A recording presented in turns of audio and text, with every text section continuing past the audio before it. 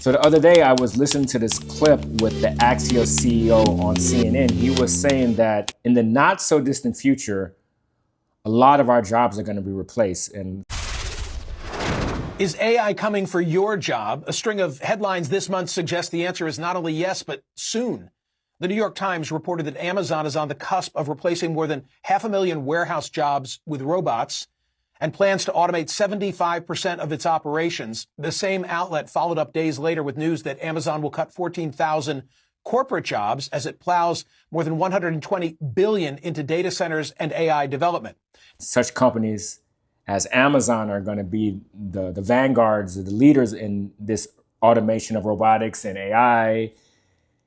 And a lot of Democratic politicians, such as Bernie Sanders and AOC, they're promoting a more socialist way of doing government to kind of counter this tremendous job loss that's about to happen. And they actually did a recent poll, and over 60% of Democrats, and I believe it's only in the New York area where they did the poll, are trending towards socialism. Two trends ripe for Democrats: the evolving popularity of socialists and also the concerns over artificial intelligence. I want to break the two of them down and put up a graph on the screen that shows the relative popularity among D's, R's, and I's of socialism. When asked whether, as a gut check, you approve of socialism, 66% of D's say they do, 38% of of independents say they do, and only 14% of independents. Is that a prescription that can be sold by Democrats all across the country or only in New York City?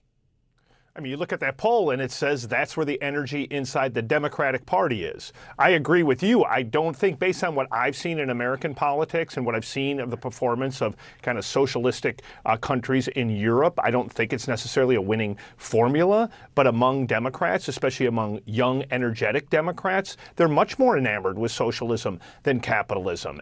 What do you think that developing, maybe I asked this in two parts. Do you think having a socialist government is needed if we're going to be replaced by robots and AI? Or maybe can we use just some socialist tools to help counter what's going on with the AI and the robots in our job situation? Yeah. Well, we're already semi-socialists. We might be the least socialist of the Western nations, but surely, we're socialists. National defense is done by the government. Police, fire, parks, roads. There's a lot of stuff that's done by the government for us. We have a social safety net that I don't think there's anybody that says that we shouldn't have some kind of social safety net. So we do have some socialism, maybe less so than, say, France, but we still have some.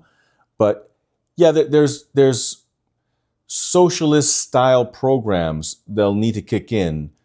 Universal income is one that was talked a lot about recently. That's the one that's going to have to kick in if all these people are going to be out of work and all these companies are going to, 5x their profits because they don't have labor concerns and they can go 24 hours a day, 7 days a week. No more unions to negotiate with, no more pensions.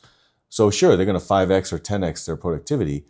So if they want customers, the government is going to have to step in and provide some kind of universal basic income for these folks, funded by some of the savings or new profits that these companies are going to be experiencing. Well, so we were talking the other day, and you were saying that we're going to probably need some type of oversight committee to make sure that these big companies such as Google and Facebook, Amazon, have a plan for these people who are going to be unemployed. Right. Yeah. That's the first thing that comes to mind is a government oversight. But then every time you say government oversight, it reminds me of Reagan's famous line. What's the seven scariest words in the history of humanity? And that's, I'm from the government and I'm here to help. So anytime the government starts something, knock on wood, it's going to turn out well. But the problem is government programs are sticky. And once they get implemented, they don't want to pull them back. It's like a tax. Once a tax gets put in, they like it there. They've got new staff there. They're not about to fire anybody. They like the power. So maybe we should have an AI oversight. What if we had AI oversight AI? We may not have a choice. If AI gets too smart too fast, then we're not going to have a choice. AI is going to say, we're doing the oversight, don't worry your pretty little head about it. Okay, so then basically we're letting AI starting to govern us. Is that what you're saying? Yeah, I mean, you've heard of the patriarchy. We're going to talk about the robot AI archy. I mean, it's it's going to organize our lives in many ways for the better. Because not to be too controversial. Sure, women were not allowed to vote. Women were not allowed to have credit cards. Women were not allowed to have bank accounts. A lot of things women were not allowed to have until really remarkably recently. But on the same token, really men were kind of iced out of all those areas too. Just a small percentage of men, basically the old-timey equivalent of the so-called ruling class. They were the ones that actually got to, reap the rewards of the masculine-run social structure. But the rest of humanity, male and female, they were out there eating dirt. They didn't have any good life. It was just at the very top.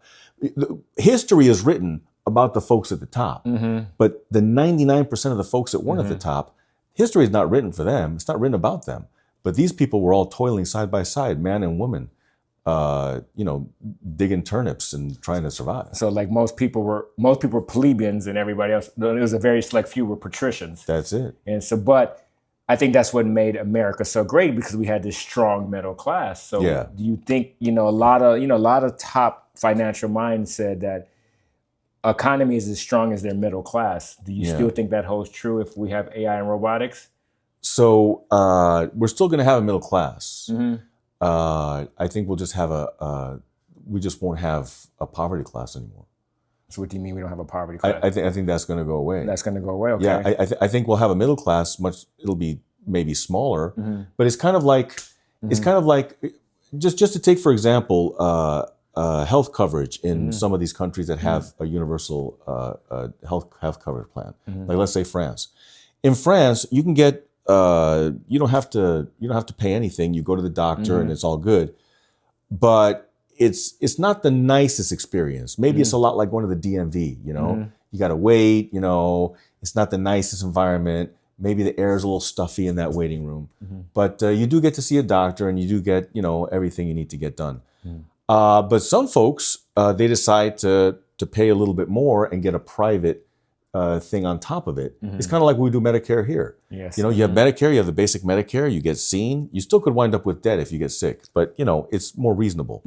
But you layer on these other Medicare plans, and then you could, if you have all the Medicare plans, if you have the kind of resources where you're retired and you can pay into Medicare that way, then you could be hit by a truck and be in the hospital for a year and a half and have cancer at the same time and other things, and you're okay.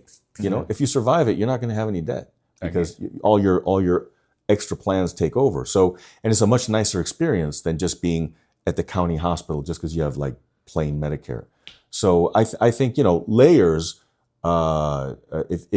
If we can provide layers to this, then we will have a middle class. But that means people are going to have to step up and figure stuff out. They'll have to use AI maybe to create their own small companies. Maybe they can create an AI company and then they can be labor for that AI company, because the AI company is going to be smarter than them. It's going to know more about business than them. It's going to know about marketing their product than them. So they can be a labor. They can get in their self-driving car and they can be the ones, they save money on a robot and they're the ones that take the stuff out of the trunk to deliver. I get it, but eventually you have robots to be able to do that too, right. Like Coco. And then you'll have a middle class that really pretty much sits back and is imitating what the ruling class does. And basically, even if it's an active business, it'll be like passive income because they're going to have AIs and robots running the whole thing. Interesting. Yeah. Okay, but doesn't, like you said, going back to what you're saying, like everybody will get like a baseline of needs. Yeah. Doesn't that sound like socialism? It is a socialist thing Yeah. to provide money for people, basically just for existing. But it's the kind of thing where it's also socialist to have agents that are paid by the federal government standing at the border checking papers. For sure. So yes. that's a socialist thing too. Yes. But it's one that we tolerate because without it, there'd be it would be mayhem. So if a socialist policy is not adopted, it's going to be mayhem with all these folks with no income and no jobs, either very educated or not educated, and everybody in between. They're all going to be in the same boat, And sure, we had a lot of people of all walks of life. In 2008, they suffered and they all lost their homes, and then they went and they sat around right out in the southern tip of Manhattan under the Occupy Wall Street movement, which was very effective for about a minute, and then it turned out that it was rudderless, leaderless, which by design, and then really just saying, people, media, government, look what's happening here. We're getting thrown under the bus, and all these major corporations that we trusted, they're getting saved before they slam into a mountain. So this isn't right, and so we could face another situation like that if the government doesn't get if we don't get smart about taking care of folks who, with found money, let me add, sure, it's socialistic, but it's money that's created due to technology. Like when the cotton gin was created, suddenly you could weave cotton much faster than before, and suddenly you had bolts and bolts of fabric in record time when it would have taken weeks or months to create all those bolts of fabric. So what you do is you create more opportunity when you do these things. Yeah, but AI is not creating, at least as far as we can see, much opportunity for anybody. It's not like people are going to change jobs. The old saying, the old chestnut is, when ATMs came around, then a lot of bank tellers lost their jobs, but they were able to move on to things that were more interesting. But with AI, there's no opportunity to be entry-level anything, because and unless you're already an expert in something, a company can't use you because their AI can take care of everything shy of the expert level, and it won't be long before it can take care of expert level stuff too. Well, maybe two areas where humans will be needed is like client relations. Yeah. Because the AI can't do client relations. So maybe like the top earners of, like, say, a law firm, the rainmakers, they would still be needed, because they would need to be able to talk to their clients and make sure they feel comfortable. Yeah. And maybe entrepreneurs, because if all these tech companies are making a windfall of money, like the original cotton gin companies, eventually other people just can be able to come into the marketplace too and start making the products much cheaper and much more competitive. Right. Yeah. So then, if the laws of capitalism really take place, then there'd be a million Googles, there'd be a million ChatGPTs, which they're starting to become quite a few right now. Well, there's always going to be a million. Yeah. Until there's not, until they start to consolidate, because eventually the public's just going to gravitate to one or the other. And more important than what the public does is what do these businesses do? Which AI companies do they partner with? Because one of the ways that they can mitigate the huge price of making an AI transition is just to partner with these companies. Yes. And say, here, let's turn AT&T into a partnership venture. We're going to give the ChatGPT company a chunk of AT&T, but you guys are going to AI everything for us. Yeah. And it's going to be a revenue multiplier, or at least an expense saver. So it'll seem like revenue multiplier. All this new cash, ostensibly the stock price should go up, and then everybody gets richer, even though they gave away a chunk of the company in a partnership to ChatGPT. Now the question becomes, who's going to be buying this stock? I think that becomes a more complicated issue. I think you'll see fewer players in the stock market. You'll see whatever middle class remains. They might be in the stock market. You'll see many higher end folks that have generational wealth. They'll still be in the stock market, but I think the result will be that the stock market's going to be much less liquid than it is now, because there'll be less, there'll be more money, but fewer sources of it. So there'll be fewer players, and when there's fewer players, it becomes a thicker market. It's less slippery. But you think it'd be fewer players? I think it would be more players because of the fact the barrier.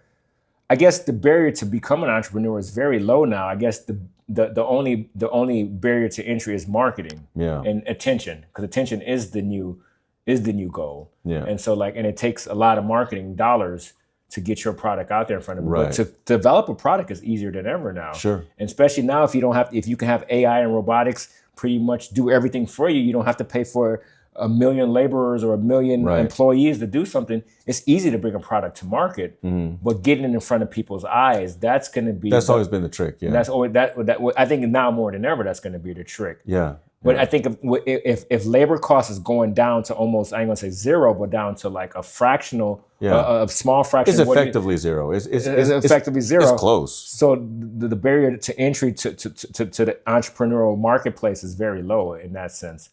But I mean, I think let's say back in the days, everybody had slaves to make cotton. Or I don't know the process. Throughout history, if you could have slaves, you would have slaves. Exactly. That's exactly how it went. But the thing is, once the cotton gin came, you didn't need the slaves anymore. And so these companies, they didn't have to pay for. I mean, even though they didn't have to pay them wages, they still had to pay housing and boarding and all that stuff and take care of them. You know, fortunately, some slaves were rambunctious and they were rebellious. So they had to pay for all that. They didn't have to pay for that anymore once they had the gin. I get it. They don't have to pay security anymore. They don't have to pay for that. So their operation costs that went down significantly. Right. So if operation costs went down significantly, more players to the cotton business can come in because the barrier to entries are much less. So I'm saying now, if the cost of doing business is a lot less, will there be more players? Will there be more entrepreneurs in the marketplace now? Okay, that's a good point. Yeah. So some of these people with the universal basic income, they'll be like, oh, hey, let me put some of this in the stock market, or let me go ahead and start my AI company too. Yeah, sure. But if right now, these folks are already full-grown adults and exist, because we're talking about something that could happen in the next 5 years, is what a lot of folks are saying. Could be the next 20 years, but regardless, they're already alive, and most of them are already in some kind of an adult role. And if they really had it in them, they'd probably they'd be doing something entrepreneurial now. Like a lot of these folks, they might be doing something on Instagram, for example. They're trying to be entrepreneurial there, but so they're going to post a video and maybe affiliate market or something. Yeah, like that? something like that. Right. But they're going to do it maybe 1 or 2 a day or something like that. And what they're missing is that the kind of hustle that you need to start up any kind of business.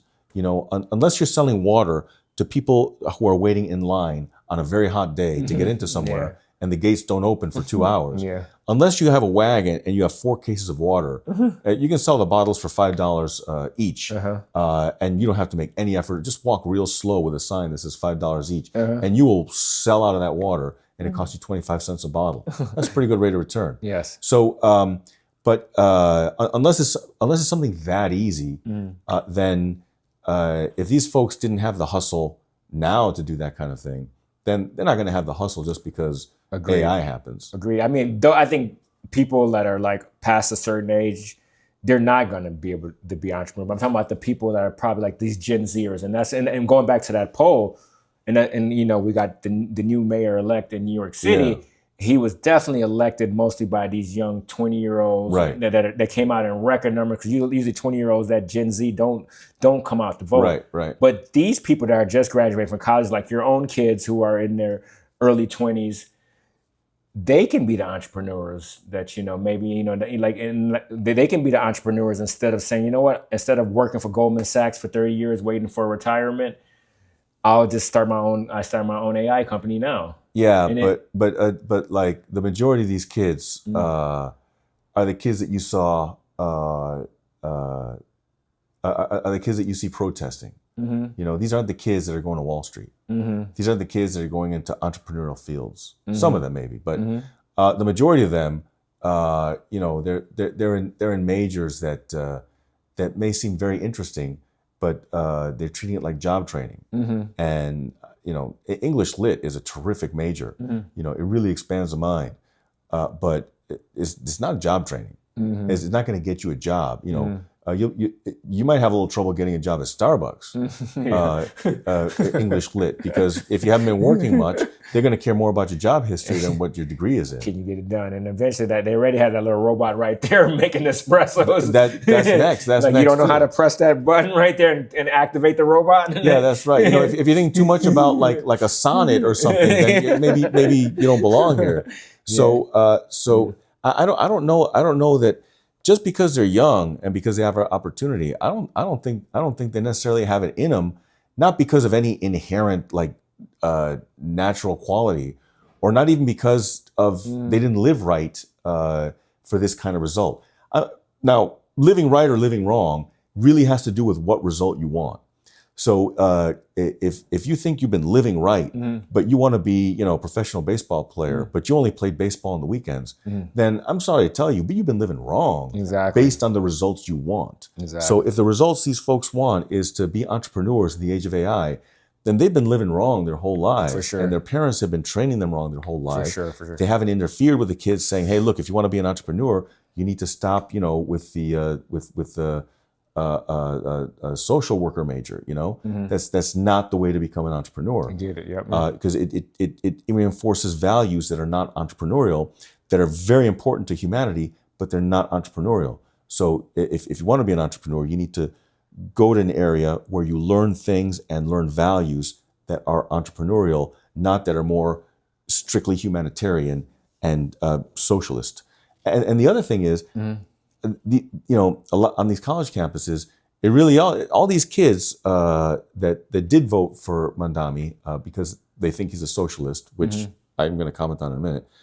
But they did vote for Mandami. So if they're voting for what they think is a socialist, why in the world would they ever want to be entrepreneurs? Because clearly, if you vote for a socialist, it's because you favor socialistic policies, which by definition makes you a socialist. So you're not going to be an entrepreneur. You want to be a socialist. You want your rent to be cheap. You don't want to earn more money through entrepreneurship so that you can afford the rent. You want the rent to be cheaper. And you want people who are entrepreneurs and did make money to pay extra tax to do it. Then there's nothing Mandami can do. The majority of his programs that he ran on, that everybody was saying, yeah, go, and they voted for that. They may be great programs, but he's running for the wrong office because the mayor has no control over most of these programs, over the MTA, over the buses, over most of the rent control. One of the few only things that that the mayor does have control over is spending $60 million to build these city-owned grocery stores. That the city can do, but the majority of this other stuff is either joint partnership with the state, but the vast majority is stuff that is exclusively the purview of the governor and the state legislature, not of the mayor. So this has just been smoke and mirrors, just like most political campaigns are, with false promises. Everybody does it, except on steroids, because he was so charismatic and he really hit the nerve of the voting public so sonically. It's such a harmonic note that he hit. He got everybody on the same page, but it's that's what makes it so diabolical. That all these guys step up there and they do their best to have plausible deniability, but they all overpromise about what they're going to do. But in this case, nearly everything he said was, if I were governor, I could do all this stuff, but I'm only mayor, so elect me, and then I will talk to the governor and see about putting some of these into effect. But the guy didn't say that. He just said, we need to have affordable housing for everybody. We need to have free buses. We need to have this and that and the other thing, all state issues. And he never said, now, folks, these are state issues, but as your mayor, I will be in Albany every Friday, and I will be dogging the governor all weekend long, and be back at my desk here in New York City Monday morning, putting out press releases on what was accomplished over that weekend. But every Friday, I'm going down to get these done. He didn't do that. He made the impression that as mayor, he could do these things, and he can't. So people will forgive him, of course, because we always forgive our politicians for lying to us. But it's I don't think the Mandami issue is going to be terribly significant for New York. I think that it's going to be no worse than Bill De Blasio. He wasn't universally loved by either side, and he certainly was pretty significantly on the left. But he didn't.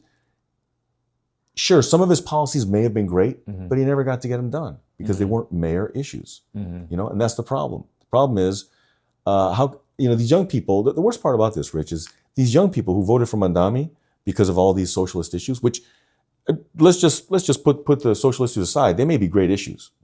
We may have folks that are expert on socialism explain to us why these are great social issues. I'm not gonna. I don't think we need to comment on that, but we do need to comment on what are all these Generation Z, maybe the first or second time they're voting, and now they're going to find out, the ones that care, the ones that actually read something that's outside of their bubble, they're going to see that, oh, he can't do these things. This is governor stuff. It's outside of the scope of it's like, why didn't he tell us? I feel kind of misled. I'm very hurt because I really love this man.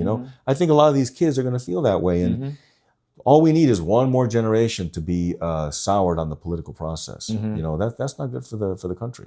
It's definitely not good for the country. But so I want to go back to if the AI takes over and everything like that, what will be the new economy? Will it kind of be like how it was before the Industrial Revolution, where going back to will more people be like merchants so they become independent contractors or entrepreneurs or plumbers or tradesmen and stuff like that, and not working for a big company anymore, not working for a big corporation anymore? Could you see that type of economy if AI and robots take over all the jobs at the major corporations? I think what you're describing might be the best case scenario. Yeah.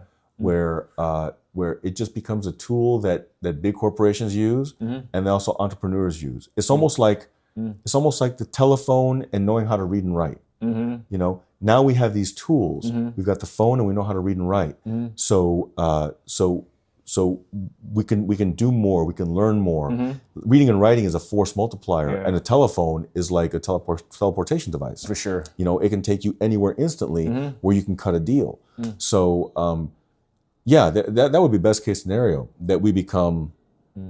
We get a whole category of people that check out. It's like, nope, I'm good with my X number of $1,000s a month. Maybe I'll do a little gig work on the side to supplement for when I'm on a vacation, but I'm good. It's like, okay. But then we're going to have a whole category of people who decide to go ahead and make something happen for themselves, and they're going to use AI. But what you're saying, the young group now, you don't think they're trending that way? I don't see how they could be. I mean, it's if you don't have it in you, it's like going to the gym. If you don't have it in you to go to the gym 5 days a week and over the course of 18 months, improve your body so that you're camera ready and you can post pictures on your Instagram and people will say, wow, Joe Johnson's looking real cut. Man, I remember when he was chubby. I mean, if you don't have it in you to take the time, the year and a half to transform your body or transform your mind or transform your skill set. Yeah, your skill set. If you don't have it now, why would you have it when AI comes around? It's kind of like, when you're in high school and there's kids who are C students and it's already like the beginning of junior year and it's like, in the second semester of junior year, I'm really gonna and study hard for the SAT. Yeah. And then when I get to college, that's when I'm really gonna get serious. It's like, oh, my friend. It doesn't work that way. It doesn't work that way. You got to show it now. Otherwise, it's just magical thinking that you're actually going to do it in a year or two. So what you're describing is a very dystopian future where people are just kind of like slaves to their sensations and their pleasures and not really doing anything productive. Well, I mean, don't you think we're kind of there already to some degree? We are. So maybe we are domesticated already by the AI and the robots. Like we're a slave to our Netflix algorithm, or our YouTube algorithm, or our Instagram or our TikTok algorithm. When you say so. Well, it's kind of like that movie WALL-E, where when it switches to the humans that are in this cruise spaceship, they're all obese and they're on these floating chairs and they're drinking like like big gulps that are full of the highest calorie junk you can imagine. So it's based on our perfection. You know, we're perfect, and whether folks believe in God or not, we are created perfectly. And what I mean by that is this environment of Earth. We are 8 billion strong. We dominated the entire planet as far as the living creatures are concerned. And yeah, sure, people say, yeah, well, tell that to the cockroaches that you're constantly fighting and poisoning your own self because you're spraying for cockroaches. It's like, well, you know, sure, there's more cockroaches and rats than there are us. But really, when you talk about quality of life and intelligence and what we've built, obviously human beings run the planet.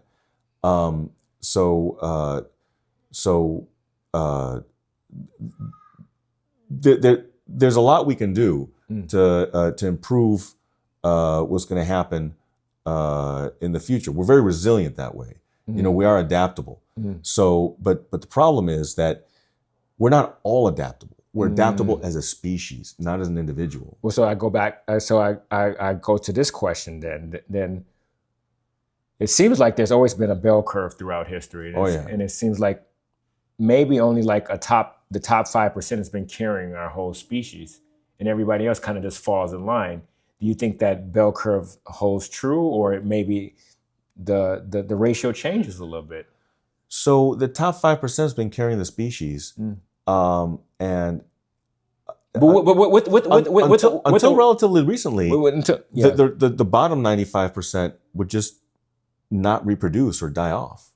So it's the top 5% that culminated in us. But now it's the opposite. Now it's the opposite. Like the dumb are having a lot of kids, and the highly intellectual ones are not having kids. You and Idiocracy. you and I and everybody living today come from a long line of fierce, I'm going to say fierce men, because men were the protectors. Because sure, the women are very important as well. But you know, let's talk about the men, because the men are the ones who had to earn the right to reproduce. The men were the ones that had to show that you know, there were families that would say, "No, daughter, you're not going to marry that village boy, because I just don't think that he'd pick up the axe when the bad guys invade. And you need to marry a man who's going to pick up the axe, not just to be good to you in the home, but to pick up the axe and leave the home and join the rest of us and actually fight bravely." So we are the result of 200,000 years of modern human men acting bravely. The ones that were not brave, their genes don't exist anymore. Men and women are the culmination of all these brave men and all these strong women. So of that 5%. So now, as you say, that is reversed, and that 5% is still carrying society, but that tail of society is really big. So you're saying because they're not dying off. So you're saying it's going to be like a reverse Darwinism, the survival of the unfittest. The survival of those who are not the most adapted to the environment, sure. But AI will ostensibly replace that 5% to carry the population, and AI, or it'll be like a little extra boost. It's kind of like these cars now that have engine and they're like hybrids. So they engine and electric. They do the electric at the same time as the engine. So it takes a 330 horsepower engine and turns it into like 700 horsepower because you got 4 motors on those wheels. AI is those motors that turns that combustion engine, which is that 5%, that it turns it into just an incredible force. Force multiplier. That'll carry basically the dead weight of the rest of the population that really should have been and this is going to sound like eugenics, which you can't shoot the messenger for pointing stuff out. So there's the stuff we have to watch for. It's not the stuff that we're advocating. It's stuff that we have to look out for. These are the perils and dangers. There's going to be folks that are saying, "No, you're manifesting that into reality." And I say, okay, we don't want to do that, but we also don't want to blindly pretend that there's not bears and tigers right around that corner. If we walk there, like if we say, "Well, Rich, we better look out for the bears and tigers around that corner," and one of our friends says, "Gee, George, you're going to manifest that into existence." The reality is, no, if we turn the corner and not consider that there might be bears and tigers there because the zoo just had a breakout, then we're being very foolish. We're not manifesting it. We're making so that it doesn't manifest by trying to plan against it. So, it's going to have to be sound thinking that carries us through.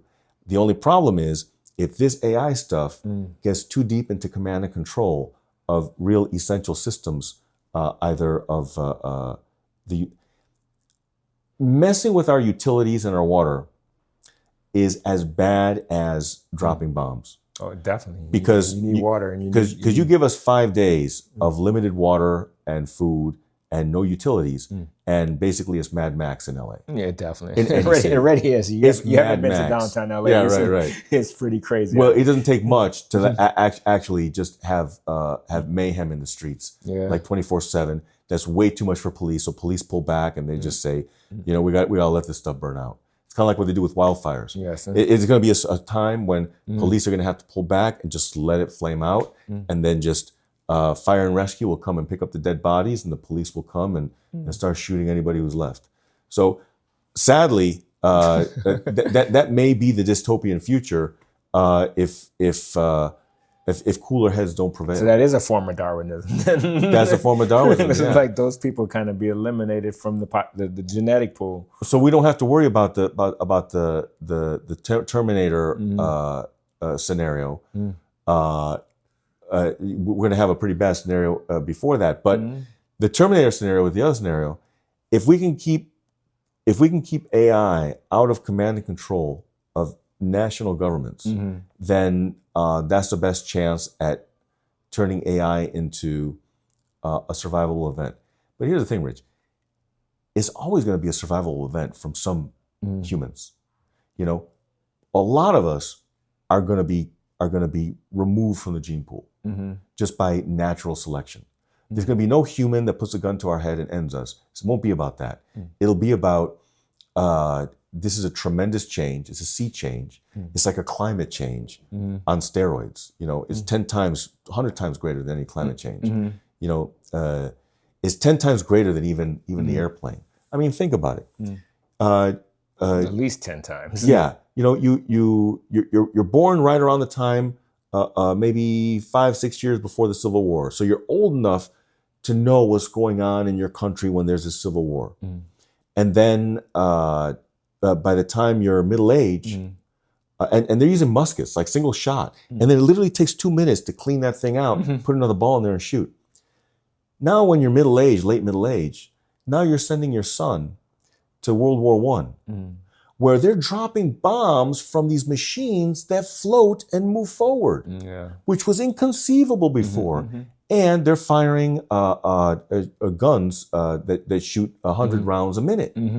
It's not one round, 2 minutes to clean it, and then another round. And now we have rifled barrels, so you can be farther, because when you have a musket, it goes out like this, and it shifts in the wind, and it doesn't go anywhere. Whereas the rifling makes sure that the bullet goes in a straight line. So we have that kind of a sea change drove people to madness, so much change in such a short period of time.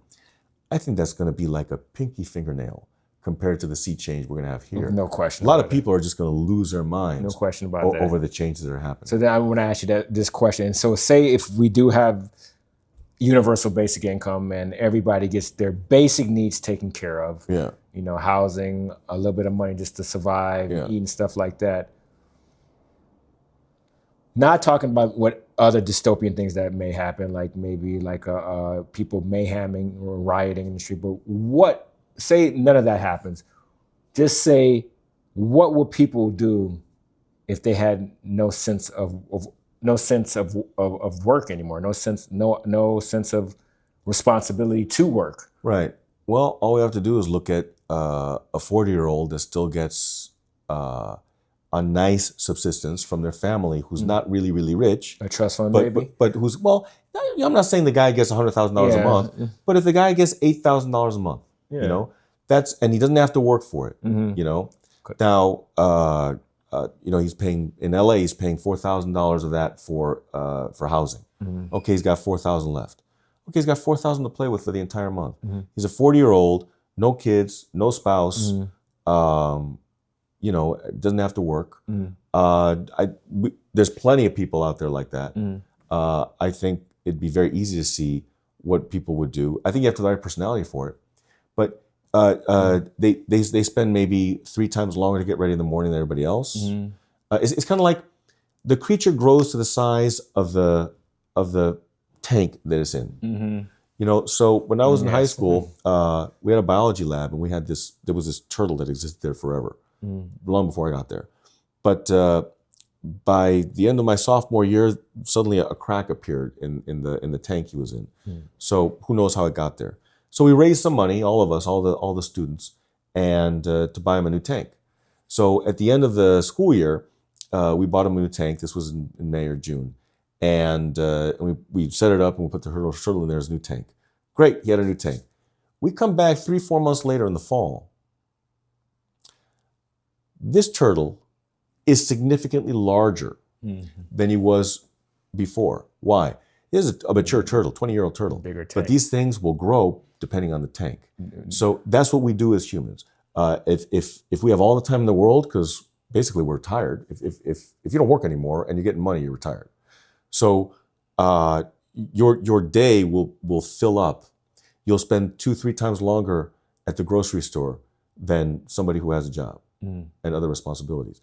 They will just find ways to fill their time, which is the same kind of stuff we do outside of work, but they'll do it instead of work. So they'll spread it out longer.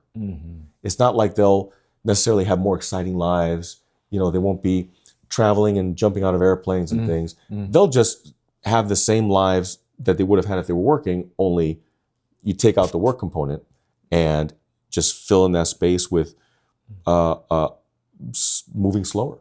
So you're pretty much saying that most people do kind of live a boring, dull life. They just have to work 40 hours a week and commute another 10 hours a week. Pretty much. And it's not so much boring or dull, it's just routine. It's routine. It's routine oriented. Because it's really it's what makes us healthy, mentally healthy, to have our routines. It is. But it also having a little bit of what is it called?